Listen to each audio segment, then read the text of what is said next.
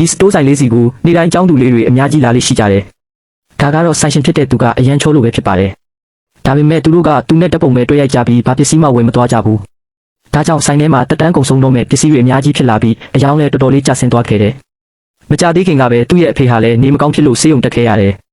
မူလကတော့သူတို့သားဖနှစ်ယောက်ဆိုင်ကိုတလက်စီစောင့်မှုဖြစ်ပေမဲ့အခုတော့ဆိုင်ဆက်လက်ပတ်နိုင်မှုသူတယောက်တည်းပဲကြံပါတော့တယ်သူဟာ3ရက်ဆက်တိုက်အလုပ်လုပ်နေခဲ့ရတာဖြစ်ပြီးစားနေတဲ့အချိန်မှာတော့နိုင်မြင်းနေခဲ့ရတယ်ဒါပေမဲ့မကြခင်မှာပဲသူနဲ့တက်ပုံရိုက်ဖို့ကျောင်းသူတွေထက်ရောက်လာကြပြန်တယ်ဒါကြောင့်သူလဲဆိုင်ကိုဆက်ဖွင့်ထားခဲ့ရတယ်ကျောင်းသူတွေထွက်သွားပြီးတဲ့နောက်မှာတော့သူလဲနောက်ဆုံးမှဆက်ပြီးမတောင့်ခံနိုင်တော့ဘူးဒါကြောင့်သူအချိန်ပိုင်းဝန်ထမ်းတစ်ယောက်ခေါ်ဖို့ဆုံးဖြတ်လိုက်တယ်ဆိုင်ဝင်ဝမှာအလုပ်ခေါ်စာကပ်ပြီးတဲ့နောက်မှာတော့သူဟာစပွဲပေါ်မှာလှဲအိမ်ရင်အိပ်ပျော်သွားခဲ့တယ်